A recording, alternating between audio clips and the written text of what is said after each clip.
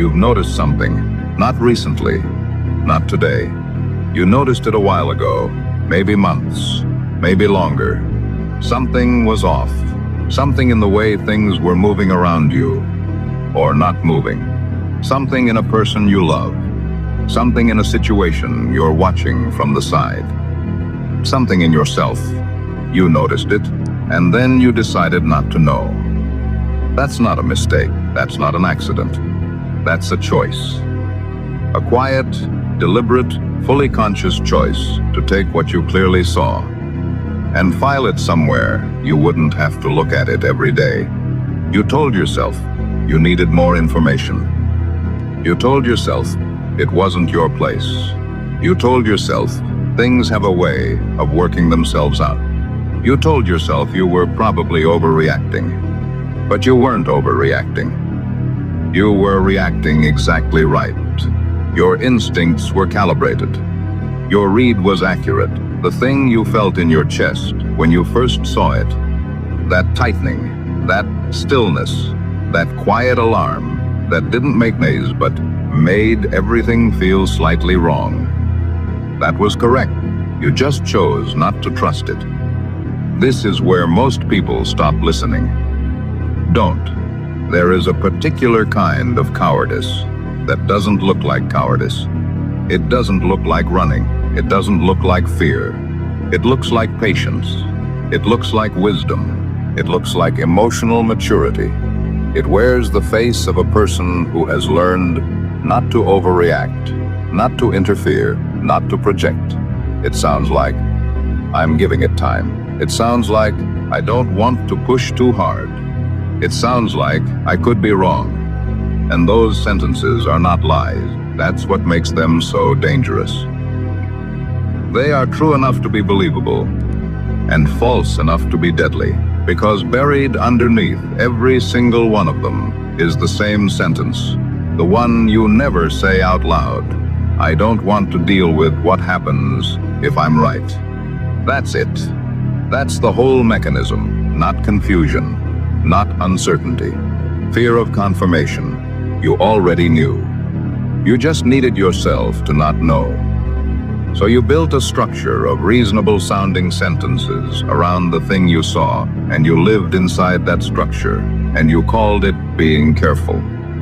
You called it love, sometimes. I don't want to damage the relationship. I don't want to push them away. They'll come to me when they're ready. But love that stays silent to protect itself isn't love. That's self-preservation dressed in someone else's name. Stay with me, because this next part is the one that will hurt. There was a father. I'm not going to give him a name because he doesn't need one. You'll recognize him anyway. He had a son. 17. Smart kid. The kind of smart that makes people uncomfortable. The kind that asks questions adults don't want to answer. They were close. Not in the way that gets talked about at dinner tables, but in the quiet way, shared silences, inside references, a rhythm built over years. Then something shifted. The son started sleeping late. Not teenager late, wrong late. Noon, 2 in the afternoon. Eyes unfocused at dinner. Responses that were one beat too slow. The father noticed. Of course he noticed. He was a present man, an attentive man. He saw it. He told himself, teenagers sleep. It's a phase. He's growing. New friends appeared. Not bad-looking kids, that's the thing. No visible markers. But something about the way his son moved around them was different, smaller, somehow. Like he was adjusting himself to fit a shape he hadn't chosen. The father noticed. He saw the adjustment. He felt what it meant. He told himself, boys need space to find their people. I can't choose his friends. That's not my place. There were messages, not hidden. His son wasn't even careful about it, which should have been its own signal, coded language. Numbers where words should be. A vocabulary the father didn't recognize. He picked up the phone once, looked at the screen, put it down. He told himself, I'm not going to be that parent. I trust him. Privacy matters. And here's the part nobody talks about. Every single one of those decisions felt like the right decision in the moment. That's what nobody tells you about strategic blindness. It doesn't feel like blindness. It feels like restraint. It feels like growth. It feels like being the kind of parent, the kind of person, the kind of adult who has learned to not catastrophize, to not project, to not repeat the mistakes of their own parents. It feels like wisdom, and the feeling is so convincing that you don't question it. Why would you? It's comfortable. It's quiet. It lets you sleep. It lets you sit at dinner and smile and believe that the thing you saw is not the thing you saw. Weeks became months. The son became someone the father didn't fully recognize. Not dramatically. Not in the way movies show it. No single confrontation. No obvious breaking point. Just a slow replacement. So gradual it was almost invisible. Of the person the father knew, with a version of that person the father had never met. And the father kept watching. And the father kept not acting. Because every time the moment came, every time the silence at the dinner table held just long enough for him to speak, every time his son looked up from across the room with eyes that were asking something without saying it, every time the door was open, the father chose the sentence, the reasonable sentence, the patient sentence, the sentence that let him stay comfortable. What I'm about to say will make you uncomfortable. Good. He wasn't a bad father. That's the part that makes this unbearable. He wasn't absent. He wasn't cruel. He wasn't indifferent. He was present and loving and consistent, and he knew his son's favorite films, and the way he took his coffee, and the exact face he made when something was genuinely funny versus when he was performing humor for a room. He knew his son. He just chose, over and over, in small increments, to not know what his son was becoming. And there is a courtroom in this story. There is a folded newspaper. There is a face, the father's face. In the moment when the thing he always knew becomes the thing he can no longer pretend not to know. I'm not going to describe what happened. You don't need me to. What I want you to sit with is this. In that moment, the father did not feel shock. He felt recognition, because some part of him had always known, had always seen it clearly, had cataloged every sign, every shift, every open door, and chosen silence, and had filed all of it in a place he didn't look. The shock wasn't about what happened. The shock was about who he had been while it was happening. I need you to be honest with yourself for the next 30 seconds. What are you not looking at right now? Not hypothetically, not in the abstract. Right now, in your actual life. What is the thing you have seen clearly, named privately, felt in your chest with complete accuracy, and chosen to file away? Is it a person? Someone close to you, who is moving in a direction you can feel, but haven't said out loud?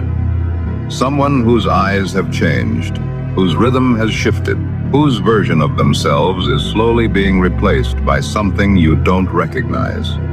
Is it a situation? Something you are inside of that you know, not suspect, know, is wrong, a place you stay. Because leaving requires you to admit you should have left before. A structure you maintain. Because dismantling, it means confronting the cost of having built it in the first place. Is it yourself?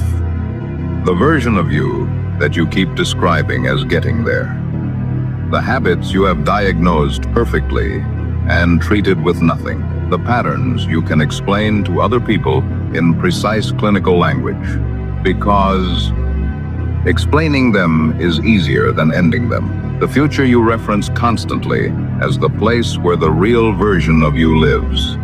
Not here, not now, but soon, eventually, when things align. Is it yourself you have been watching? With perfect accuracy. Do nothing. The thing I'm about to name, you already know it. That's why it stings. There is a word for what both you and that father chose. It isn't confusion. It isn't being overwhelmed. It isn't not knowing what to do. The word is abdication. You abdicated. You were present. You were capable. You were informed, and you abdicated. You handed the responsibility of action to time. You appointed, eventually, as the person in charge. You made soon your replacement and went back to your life and trusted that the thing you saw would either resolve itself or deteriorate slowly enough that you wouldn't have to watch it happen all at once. That's not weakness. Weakness is when you don't have the strength. This is something else. This is having the strength and choosing the comfort of not using it. That's why it compounds. That's why every week of silence makes the next week of silence easier to choose. That's why the door keeps being open and you keep walking past it, because you're not struggling against an inability to act. You're maintaining a decision you made a long time ago, quietly, privately, without ceremony, to not be the person who acts. You made yourself a witness in your own life, to your own situation, to someone you love. You made yourself a witness, and you told yourself that was presence. It wasn't presence. It was attendance without participation. It was proximity without commitment. It was watching with such care and consistency that you could describe every detail of the deterioration and never once position yourself to stop it. You've heard everything I've said before. You haven't heard this.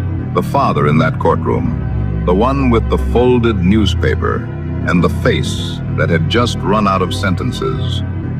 He wasn't destroyed by what happened. He was destroyed by the inventory. Sitting in that room, in that silence, he went through every moment, every dinner, every open door, every look across the room, every message he put down, every reasonable sentence he chose. And what he found was not a man who hadn't known. What he found was a man who had known everything and acted on none of it. That inventory is the real consequence, not the external event, the internal accounting. The moment you can no longer tell yourself the story of a person who simply didn't see, the moment the defense collapses, the moment you have to stand in front of the full record of your own awareness and explain why awareness was enough. It wasn't enough. It was never going to be enough. Seeing clearly is not the same as acting clearly. Knowing is not the same as moving, and the gap between those two things, between what you saw and what you did, that gap has a cost. It always has a cost. Sometimes the cost is slow and private. Sometimes it is public and irreversible.